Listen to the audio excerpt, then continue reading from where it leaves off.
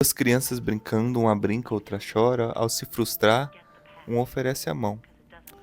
Uma folha em branco com as palavras sim e não, escrita várias vezes. Uma vela se apagando lentamente, seguida de outra, sendo acesa. Olá, eu sou Yuri Sena, sou psicólogo clínico. Sejam bem-vindos. E hoje eu gostaria de falar com vocês sobre um tema que eu considero importante. Não se trata de ser bom, não seja bom, na verdade. Seja justo. Não se trata de ser duro, nem de ser bonzinho, mas de aprender o caminho difícil, tá? O da justiça emocional. E, gente, assim, eu achei importante trazer sobre isso porque nesse vídeo a gente vai refletir sobre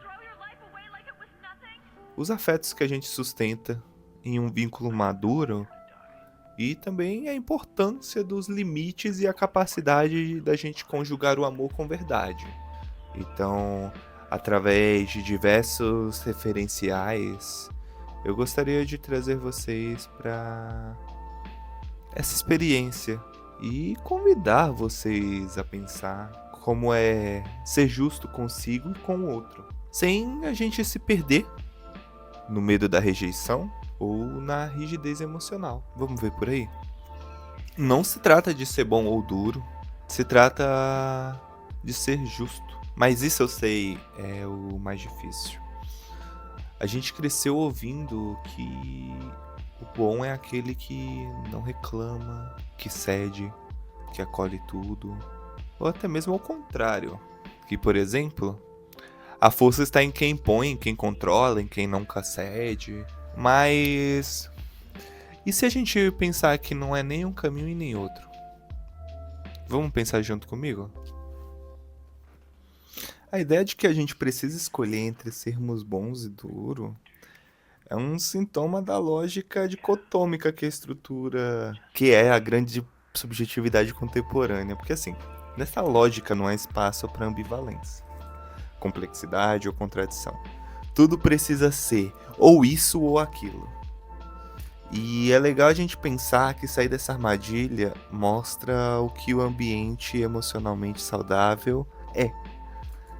E é exatamente aquele que acolhe e frustra. Ser suficientemente bom, como ele diz, é oferecer ao outro, especialmente a criança, mas também um adulto em sofrimento, um espaço confiável, onde a realidade pode ser gradualmente tolerada.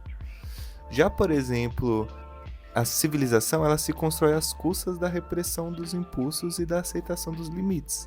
Mas a internalização do superego ela pode ser patológica, quando transforma o sujeito num carrasco de si mesmo.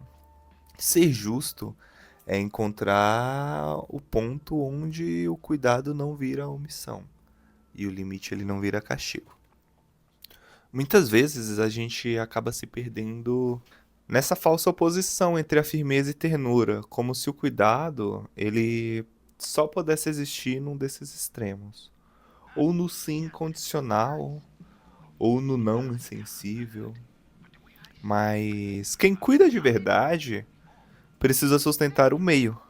E é importante a gente pensar que, de um ponto de vista de desenvolvimento, nós precisamos proporcionar um ambiente suficientemente bom. E esse ambiente ele frustra, ele acolhe, ele tem limites e não são o oposto de amor isso, são parte do amor.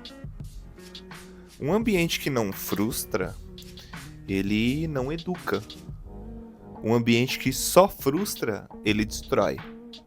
Vocês conseguem perceber que no meio dessas duas extremidades, nós temos aí um meio termo. O psiquismo, ele é feito de negociação entre o id, o ego e o superego. E se a gente deixar, por exemplo, o superego dominar, a gente vira juiz e carrasco. E a gente não vira qualquer juiz, a gente vira juízes implacáveis de nós mesmos. E essa culpa, ela vai sempre nos paralisar, deixando... E se a gente deixar o id guiar o tempo inteiro, nós rompemos os laços e o caos se instala. Justiça emocional é mediar isso. É talvez sustentar o conflito sem colapsar. Negociar sem se trair, sem trair-se. Eis um jovem que dizia assim pra tudo. Nos relacionamentos, no trabalho, até nas suas sessões. Mas a angústia, ela era silenciosa. E um dia ele simplesmente disse: eu só queria aprender a dizer não sem me sentir culpado. E ali, de fato, a gente começou um trabalho de reconstruir essa justiça interna dele. Porque a todo momento ele achava que amar era se anular. E assim ele aprendeu também que amar também é sustentar os limites com firmeza e com presença. Ser justo é mais difícil do que parecer bonzinho. É porque é isso, né? Hoje é o que as pessoas buscam, é ser bonzinho.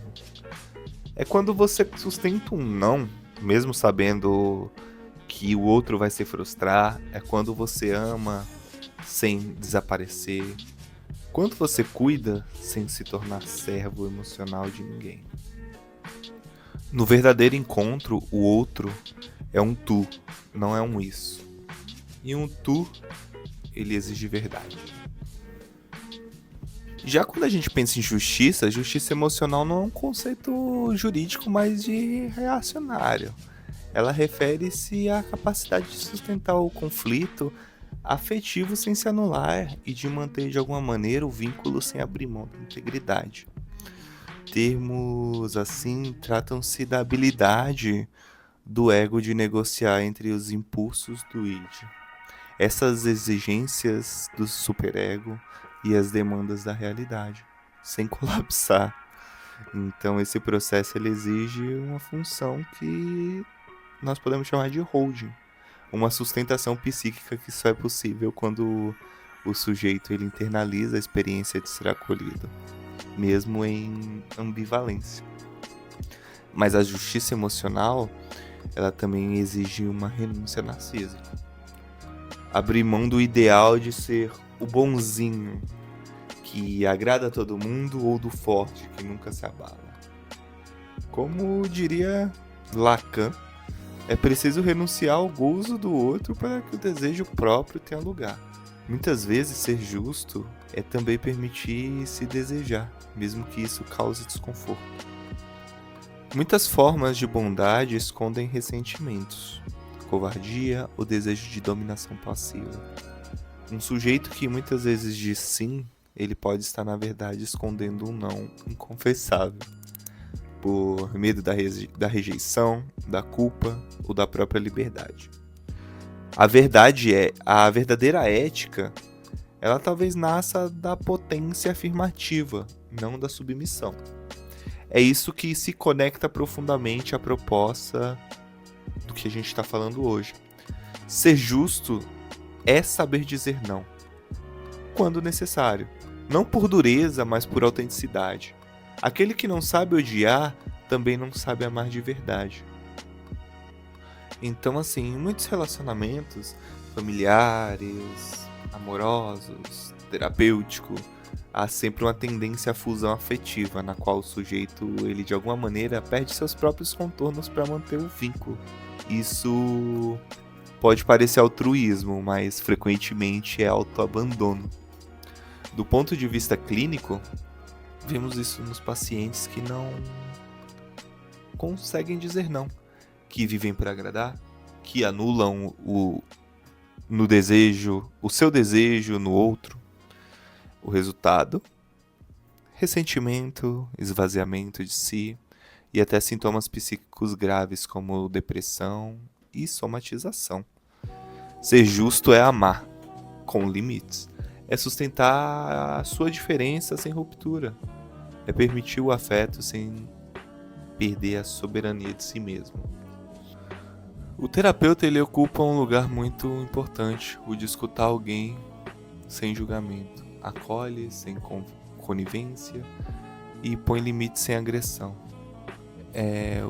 o não traumático, um limite que é firme, mas não violento. O Freud, ele propõe a atenção flutuante e a neutralidade benevolente, e já indicava a necessidade de não se capturar pelo desejo do paciente, nem retaliá-lo com moralismo.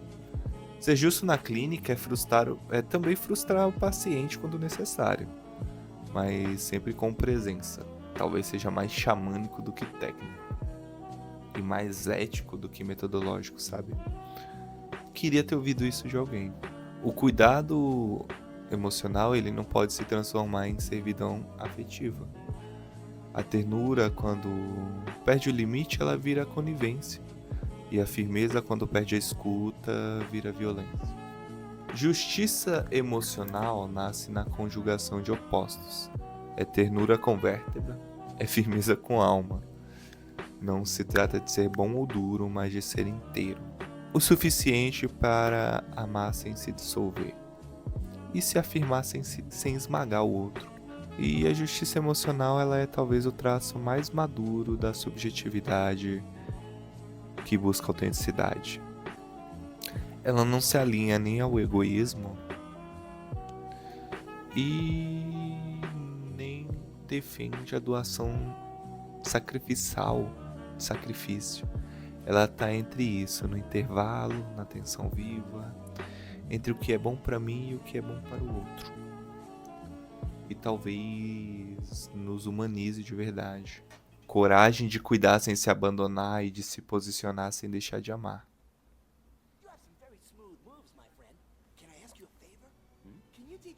Justiça emocional não é perfeição. Nada disso.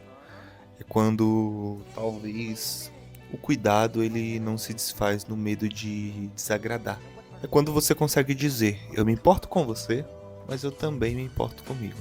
Não se trata de frieza, mas de inteireza? É, por aí. Não é ausência de afeto.